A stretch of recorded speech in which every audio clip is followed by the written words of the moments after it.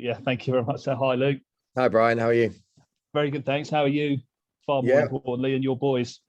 yeah, we're all good, thank you. Yeah, it's just looking forward to it, actually. It's not raining, which is a good start, and it looks like tomorrow's going to be okay. So no, we're just looking forward to getting going. Can I ask about a couple of your players have been out in the Caribbean? Have they got back okay? All good, and has that done them good? Keeping playing? Yeah, well, I certainly hope so. Yeah, they're all back in the country, which is nice. Yeah, I think so. I mean, Ravi and Visa, they're both sort of rhythm players. So especially for Visa, he hadn't scored the runs he wanted to this year in the Blast. So he just wanted to go and play some cricket, and he's gone and done really, really well. That's even more so with the ball as well. He's gone and got a load of fifers and he's got some rhythm with the bat. So hopefully for him, it's been really good news. Ravi didn't play quite as many, but still he's out there in the nets and playing and stuff. But yeah, hopefully it's done him good. And a couple of things I want to ask you about. Tamal, obviously going off with England quite soon. What have you seen from him this season in terms of performances and consistency as well? Well, I think that's exactly the word I'd use. I mean, he obviously came into the season with a real bad injury. We were just hoping to get him some sort of cricket in the Blast before the 100, but he did really well for us. And then obviously absolutely excelled in the 100. And I think the progression he's made with his bowling and the way his performance has been in the big moments, I think it's been a big one for him. I mean, we've always known his assets, but I think his body so far has been so good that he's been able to put in those extra training sessions that have really paid off. But in the 100, he was absolutely outstanding. He bowled fast all the way through, bowled the really hard overs all the time, and his performance levels were outstanding. So he deserves to be in that World Cup squad. And is that down as well to a lot of work done fitness wise in the cold winter months?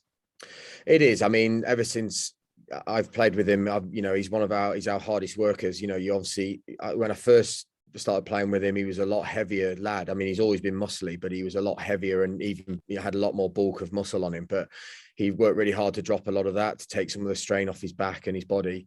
But yeah, he's the one that's always doing so much work. He obviously knows he has to try and prevent his injuries that he unfortunately gets. But I think that was the amazing thing to watch him in our Blast, but also in the 100 was he was able to keep backing it up game in game, and he's looking really strong at the moment.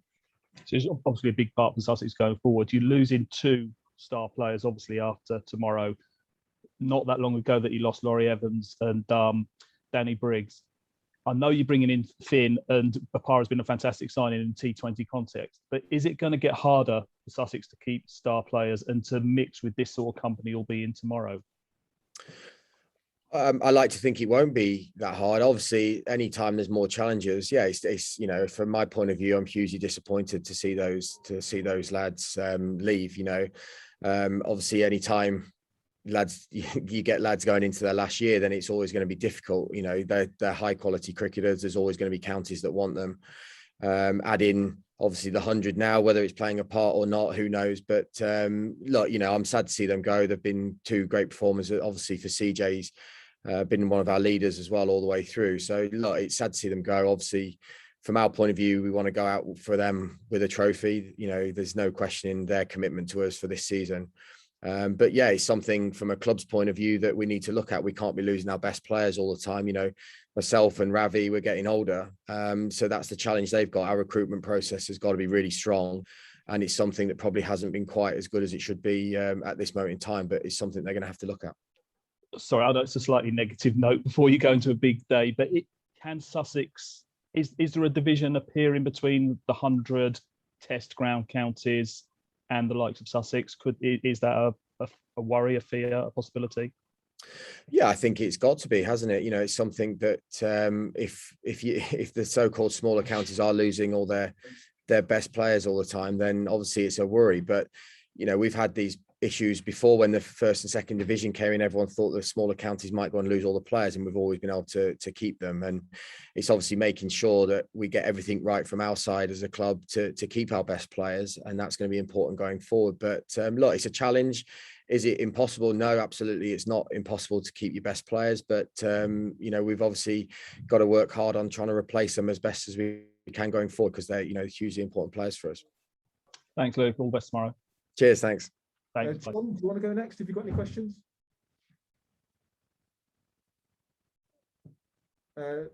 John, are you there? Do you want to ask it a question?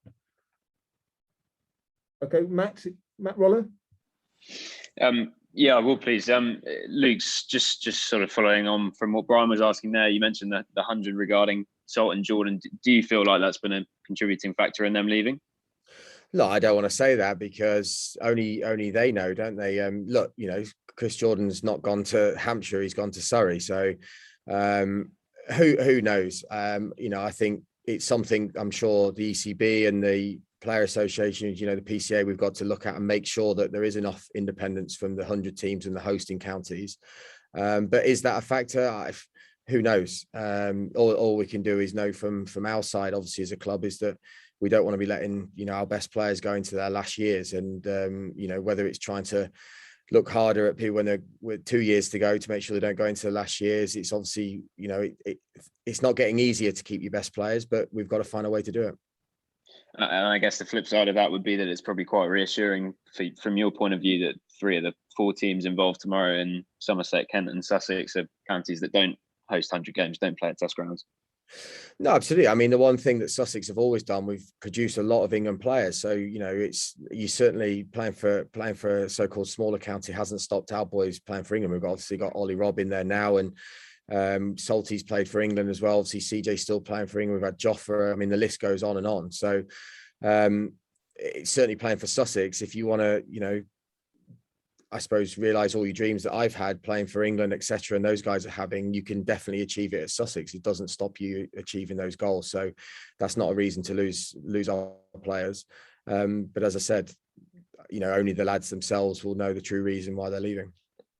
And in terms of sort of where the club is more generally at the moment, are you sort of happy with how everything is? You've obviously been there a long time, and I guess it's been a difficult period in terms of a bit of a transition over the past few years, especially with the championship team. Yes, I mean, it's a difficult question. Are we happy where we are right now? No, of course, obviously not. We've had, it's been a really tough season, which I suppose it was always going to be for that young squad. It's the way that the club have gone, that they want to go really young at the moment in 4-day cricket. But obviously that's a process that's going to be a hard road at times. I feel for some of those young lads. I couldn't imagine playing when I started my career with not having senior players around me, and so for those guys, it is tough. They're having some really tough lessons at the moment. They had a tough loss at Grace Road, but there's some real talent in there, which is on the flip side really exciting. It's just making sure we can package it right, which I'm sure the people above me are trying to do, is making sure there are some senior players around them, and I'm sure they've got a strategy going forward to make that happen. And just lastly, with sort of Phil and Chris leaving, do you feel like this is a sort of a real last opportunity for this team that you've currently got together to win the Blast this year and sort of go a step further than you did in 2018, I guess? Yeah, I mean, we've obviously got a good chance tomorrow, like all teams. We're all good sides. We're obviously our strongest this year, maybe compared to next year. Does that mean we can't be back here next year and competing? Absolutely not. Does it make it more tricky? Yeah, you just got to find a different way. That they're 2 high-class cricketers that we've obviously lost, who contribute a lot to us in T20, and we've had some others in the year before leave as well, in the likes of Briggs and Laurie Evans. So it does make things more difficult, but on the flip side, it also gives people opportunities. And as I said, we've got some real good youngsters that are coming through that might not have got the opportunity if they hadn't have gone. So it gives us a chance to get them in as well. Cheers, Luke. Good luck tomorrow. Cheers, thanks. John, I understand you're with us. Do you want to go? Yeah, sure. Hi, Luke. Hi, John. Hello, mate. Are you okay? Yeah, good, thank you.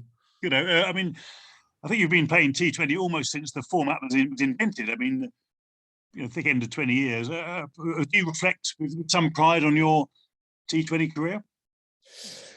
Yeah, absolutely. It makes me feel old when I'm playing with Archie Lenham, who's just turned 17. I mean, that's quite a bit of a worry. But yeah, I mean, look, 2020 has been very good to me. I've managed to play all around the world, play for England. And look, I absolutely love it. I at the time, I still have huge amount of time for 4-day cricket like anyone else.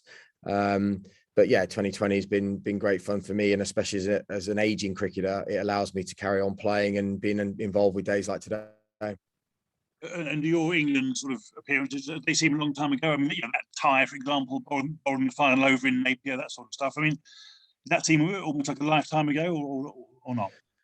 Yeah, it does. It feels like a different life, to be honest. It certainly feels a long time ago. But look, they're great memories. It's just trying to now to help pass on some of the things I've learned over my time around the world, or to these younger lads. Obviously, we have got some younger players in. We've got some exciting players. Obviously, Garton's now really starting to make a mark on his career, and he's obviously getting involved with England. He's going around the world. He's off to the IPL next, and he's trying to help those guys through it as well with my experiences. But look, I've loved every minute of my career. Hopefully, I'm not done just yet, but obviously, I'm still getting to the back end of my career, so I'm trying to enjoy it as much as I can. Perhaps play for another couple of years, maybe. Yeah, well, I've got 2 years left on my contract, and look, as I said, if I'm still enjoying it and I feel like I can compete, I've had luckily a really good blast this year. I've scored plenty of runs and feeling like I'm contributing. If I felt like I'm a burden, then I would very quickly pull the pin. But whilst I'm performing and still leading the way for these youngsters, then I'll try and play as long as I can. But I don't know if I've got the Steve-O 45 in me or whatever he is, but I'll try and keep going for as long as I can at the moment. And just do you see Joffre at all? Is he around, or is he in Barbados at the moment? Or no, he's back home. He's back home. I think he was with us for a while when the first thought when he did his surgery, and hoping he got right. But obviously, since the second injury with his elbow, they found, then he got home, which is fair enough. He'd spent a long time away from his family and everyone, so he's back home. Are you? I mean, obviously, his big mate CJ going. Are you worried you might lose him as well, or no? We don't really see him, to be honest, anyway, obviously anymore. No.